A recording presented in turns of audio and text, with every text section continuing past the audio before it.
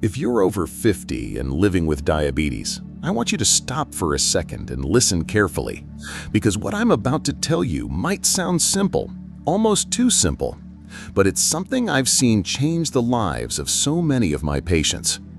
There's a natural tea that has been silently helping thousands of people reduce their blood sugar, and yet very few talk about it. It's not a secret formula, it's not a miracle, it's nature doing what it's always done. And for many, it's been the difference between living in fear of insulin and finally feeling in control again. My name is Dr. James Hill. I've been a diabetes specialist for over 30 years, and if there's one thing I've learned, it's that people don't just come into my office with numbers and lab results. They come in with pain, fear, and exhaustion.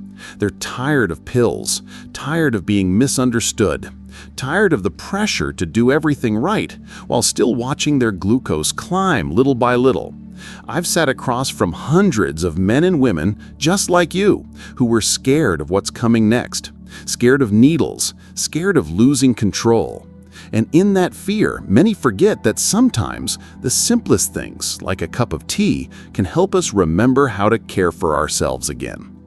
And no, I'm not saying that tea replaces medication or magic away all your symptoms. What I'm saying is that when you treat your body with consistency, calm, and small acts of care, your body responds. You see, many of these teas have properties that gently support your system. Ingredients like cinnamon, ginger, or hibiscus, when used regularly, can help lower inflammation, improve digestion, reduce cravings, and even help balance your blood sugar. But the key isn't just what's in the tea, it's how it invites you to pause, to warm your hands around a cup, to take 5 minutes for yourself. And that, my friend, is part of healing. I've seen patients who were once on the edge of giving up try adding a simple habit like drinking cinnamon tea after lunch. And after a few weeks, they started noticing something subtle but real. Their post-meal sugar spikes weren't so high. They weren't reaching for snacks all afternoon. They felt more satisfied, more stable. Not perfect, but better. And that's the beauty of it. You don't need perfect. You need progress. Small, consistent progress that you can build on without fear or confusion. Now, let me ask you something. Have you ever felt like your doctors don't really listen to you?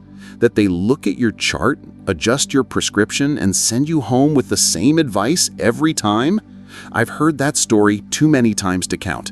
And it breaks my heart, because I know that you are more than your numbers. You are a whole person with memories, struggles, dreams, and all of that matters when we talk about your health. That's why I believe in combining medical knowledge with everyday wisdom. And sometimes the answer begins with a question as gentle as, what's one natural thing I can do today to feel a little better? If you're still with me, I'd love to know where you're watching from. What city do you live in? How has your health been lately? Or what's your biggest doubt or fear when it comes to diabetes? Leave a comment down below. I promise to read them all personally. This space is for you. To be heard, to be seen, to feel that someone truly cares. Because I do, and I've seen how even small steps, like learning about a tea that helps your body, can open the door to a new kind of hope. One of the first patients who opened my eyes to the power of natural approaches was a woman named Helen. She was 67, newly retired, and worn down from years of battling type 2 diabetes. She came into my office not looking for another prescription, but asking, "Isn't there anything gentle I can do that doesn't make me feel like a sick person all the time?" That question stuck with me because Helen wasn't rejecting medicine, she was asking for dignity. She wanted to feel like she was doing something kind for her body, not just fighting it every day. That's when I told her about cinnamon tea.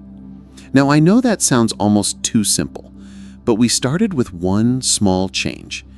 Every afternoon, instead of cookies or coffee, Helen made herself a warm cup of cinnamon tea.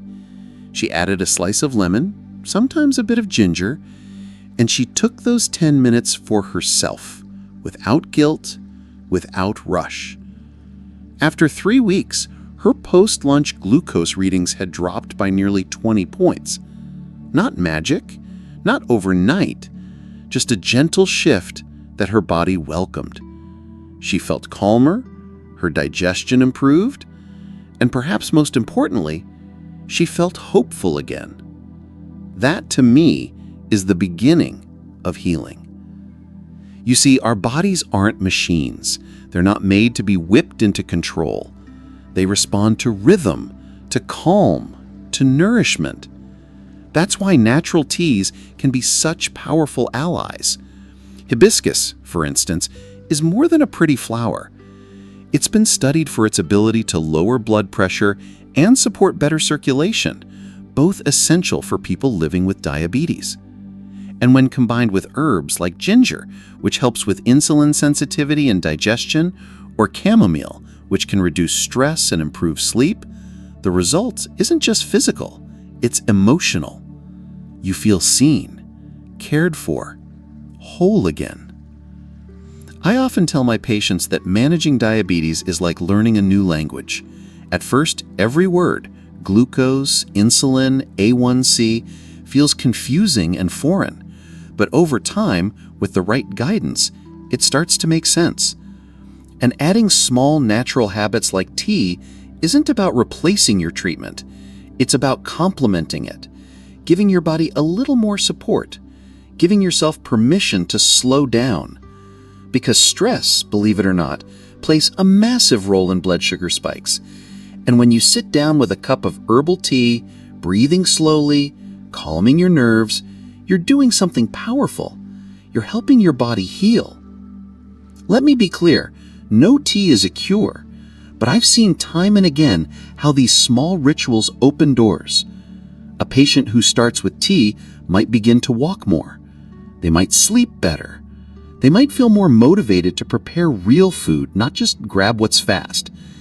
And in that new rhythm, blood sugar becomes easier to manage. Energy returns. Life begins to feel lighter. Not perfect, but lighter. That's why I'm so passionate about sharing these stories. Because I want you to know that change doesn't have to come from fear. It can come from care. From choosing to treat your body with gentleness and consistency. Another patient of mine, Miguel, had struggled with late-night sugar spikes for years. No matter what he ate, his numbers were high at bedtime. We looked at everything, and then I suggested something simple. A cup of chamomile tea 1 hour before bed. He laughed. "Doctor, tea isn't going to change my sugar." But he tried.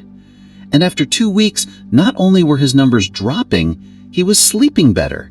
Less anxiety, less tossing and turning. That made it easier to wake up and make better choices in the morning.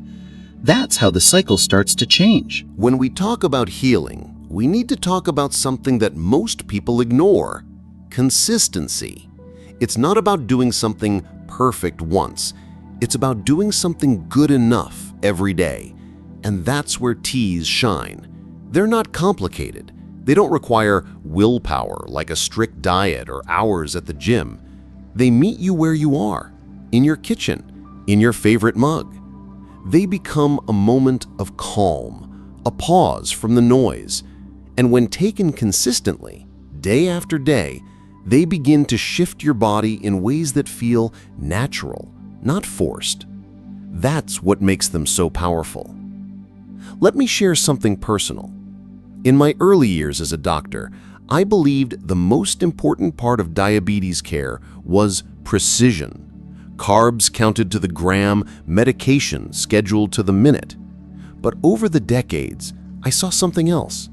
People were tired. Not lazy, not careless. Tired. Tired of rules. Tired of being blamed. Tired of never feeling good enough. That's when I started paying more attention to how people lived, not just what they ate. And that's when natural practices like teas began to take their place in my approach, because they brought back something essential: kindness, a reason to care for yourself. One herb I often recommend is fenugreek. It's been used in traditional medicine for centuries, and some studies suggest it can help with glucose control. It has a slightly bitter taste, But when brewed properly, it becomes a rich, grounding tea.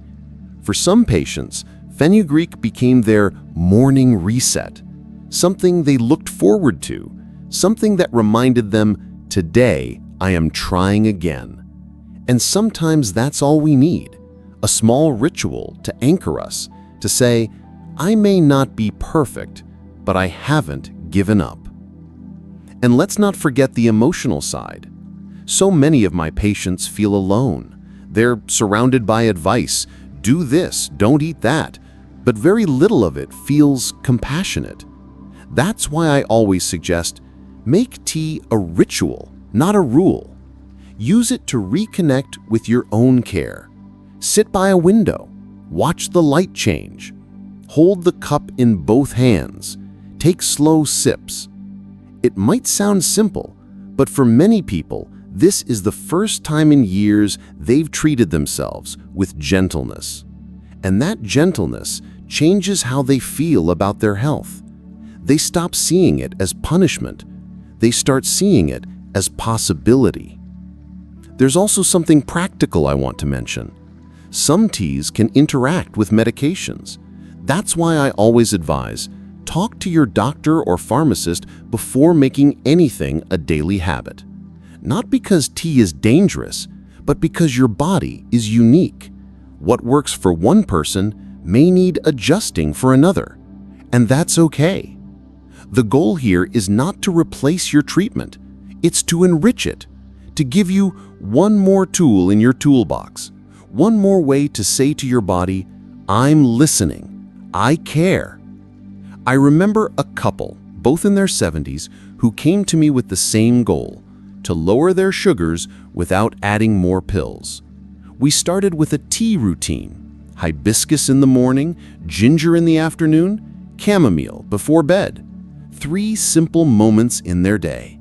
A few months later, not only were their numbers better, but they were laughing more, walking together again, cooking with joy, because the routine gave them rhythm, and rhythm gave them energy, and energy gave them life. That's what these small changes can do. They don't just change your glucose, they change your days.